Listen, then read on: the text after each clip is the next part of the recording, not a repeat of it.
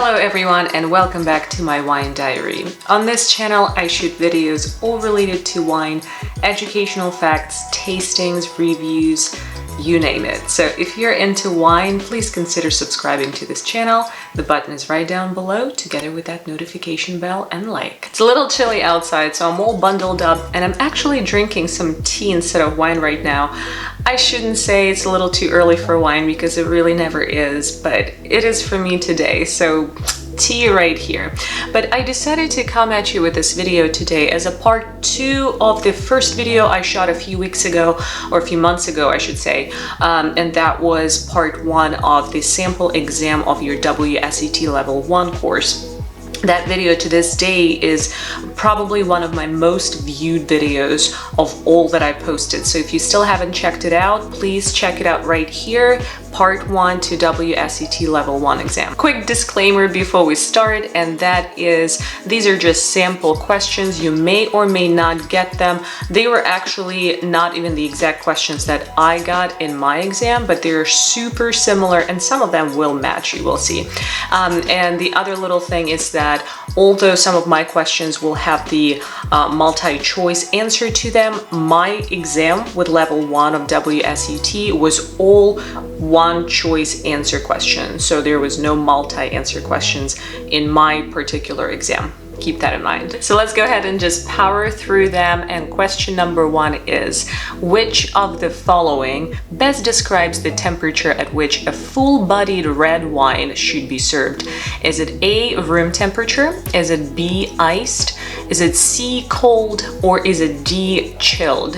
And y'all should know at this point, if you went through your course, the suggested serving temperature of a full-bodied red wine is of course room temperature. So the correct answer here is A, room temperature. Question number 2 is, which of the following keeps wine fresh for an extended period by keeping it away from the air inside of the bottle? And the choices here are A, vacuum system, B, ice bucket, is it C, cork, or is it D, wine cooler? And with this one, I actually made a mistake on my mock exam and I had to retake it. So the correct answer here is something you should memorize, and that is vacuum system. So vacuum system is definitely the best way of keeping the air out of that bottle. Question number 3 is, what style of wine is Beaujolais? And the choices here are A, high acidity fruity white. Is it B, light-bodied fresh and fruity red? Is it C, sparkling wine? Or is it D, full-bodied oaky red? So here again, after the course, you will know what a Beaujolais is. And if you still haven't tried that wine, I strongly recommend that you do, because it's actually a really, really good wine. Depending on the year you get, I think you should drink it younger, but that's my personal opinion. But nevertheless, you should know that our Beaujolais is indeed light-bodied, fresh and fruity red wine. Our question number 4 is, which of the following wines is best served well chilled?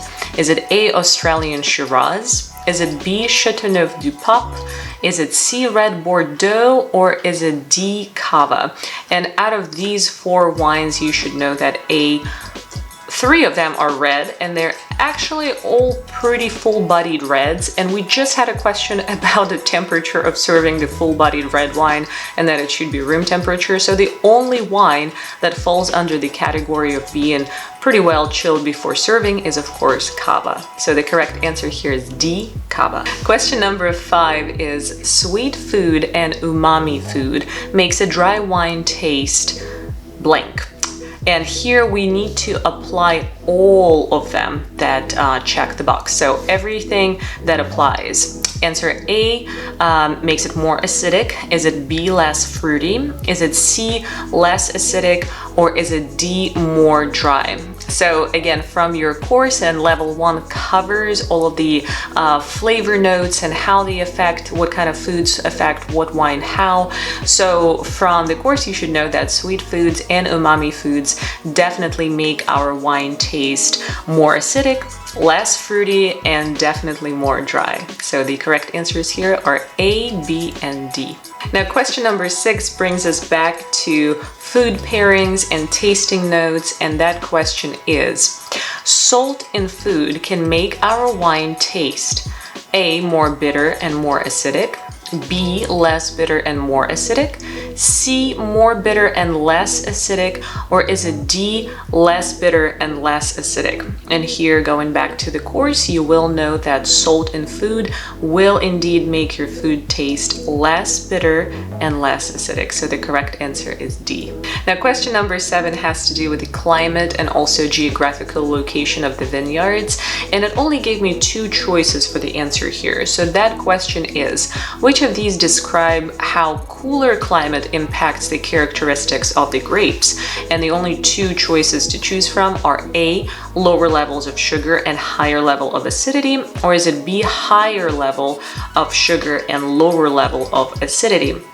So if you've studied your level 1 course pretty well, you should know that cooler climate gives us lower levels of sugar, but then our acidity rises. So the correct answer is A, lower levels of sugar and higher levels of acidity.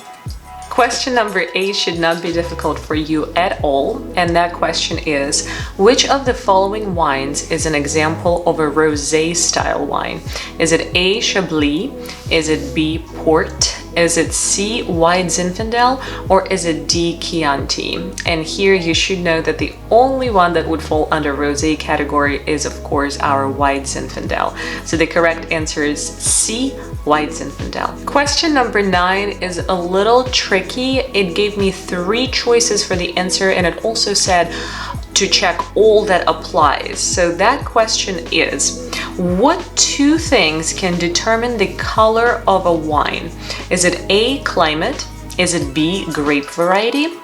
Or is it C, winemaking? And here, one answer is actually incorrect and the other 2 are indeed correct. So the incorrect answer is climate, and the 2 correct answers to that question is grape variety and winemaking as well. So of course, grape variety, whether it's white grapes or black grapes, will clearly affect the color of our wine, but then winemaking itself can definitely affect the color of the wine, because remember, we can remove the skins during winemaking process and actually make our black grapes turn out as like rosé wine, for instance. So winemaking is definitely a big factor in the color of the wine. Question number 10 has to do with ABV content of wines, and that's just something you should memorize through the course for sure. And the question is, which of these describe the alcohol content of the majority of still wines? Is it A, 8% to 15% ABV? Is it B, 12% to 15% ABV? Or is it C, 11.5% ABV to 14% ABV?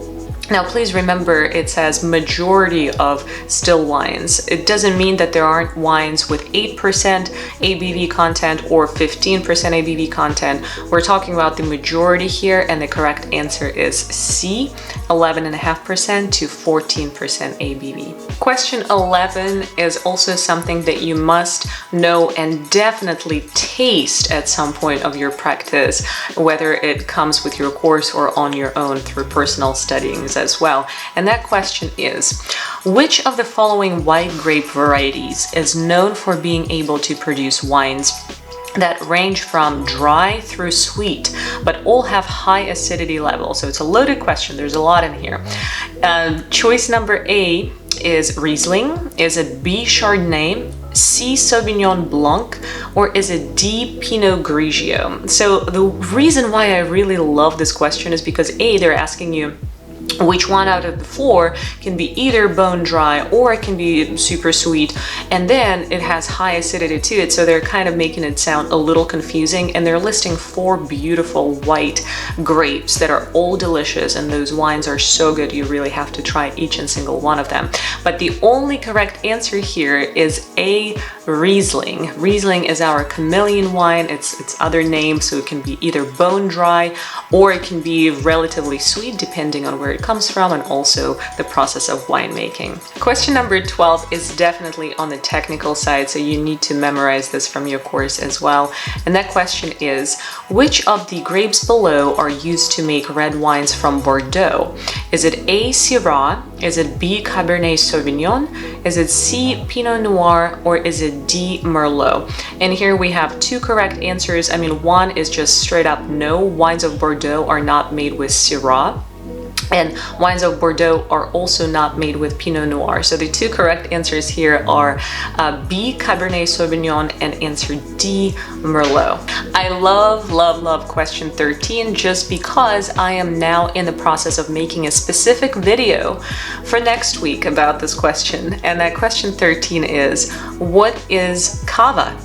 Is it A, a dry sparkling wine from Spain? Is it B, a dry still wine from Spain? Is it C, a dry sparkling wine from Italy? Or is it D, a fortified wine from Portugal? So here, just a little trick for your mind and how to kind of catch incorrect and correct answers through the course is, if you have two choices here out of four relating it to Spain, maybe the correct answer will be Spain. However, that's just to narrow your focus, but you still have to choose between the two. Is it sparkling or is it still wine from Spain? So of course, if you know what cava is, and you will after the course, you know that cava is a dry sparkling wine from Spain, and it's absolutely delicious. I love cavas. So next week I have a beautiful video coming out for you all about cava and what you need to know. Question number 14 is again a little bit tricky, but I promise I will help you dissect it and answer it correctly. And that question 14 is, which of the below wines is a medium to full-bodied red wine from Spain with red fruit flavors and vanilla flavors from oak? Is it A, sherry? Is it B, Côte d'Aron? Is it C, Rioja? Or is it D, Chianti? So here we're being given clues. Medium to full-bodied red wine from Spain. So immediately, Côte d'Aron, France. Chianti, Italy. So those are immediately out, right? Once we hear medium to full-bodied red wine from Spain. Two answers immediately out of the door. We're left with two now, which is sherry and Rioja. And you know that sherry is definitely a fortified wine, so it's much sweeter. And I don't even know if it's from Spain, frankly, but regardless, it is already not fitting the description that they're giving us in the question because it's a fortified wine. So here the only answer that fits our profile, which is indeed a medium to full-bodied red wine from Spain, and that is of course Rioja. We are now on the tail end of this video, and the last question, question number 15 that I have for you is super simple and an absolute must know. So please make sure to always know the answer to this question, and I'm only giving you two choices for the answers. So question 15 and the final question is, which of the following things do grapes need to grow and produce good quality fruit? Is it A, shade and drip irrigation? Or is it B, sunlight and heat? And please, wine lovers, remember that all of our grapes to ripen pretty well and become delicious need sunlight, and they do need heat. So if you think about most known countries of the world where best wines come from, all of them get a lot of sunlight and a lot of heat, especially during summertime before the harvest. So absolutely, answer B is the correct answer here, sunlight and heat. And these are all of the questions that I had for you today. This completes our part 2 of the WSET Level 1 exam questions and what to expect. Part 1 is available for you. Please make sure to click on that video and check it out. Give me a thumbs up if you like this video or if you like the part 1. Make sure to subscribe as well. I shoot videos every single week. They're all educational and they're a lot of fun. If you're prepping for your level 1 exam right now, good luck. You've got this. It's not that difficult. Use my videos to learn more about wines, and I promise I'll make many more. So until next time, cheers everyone.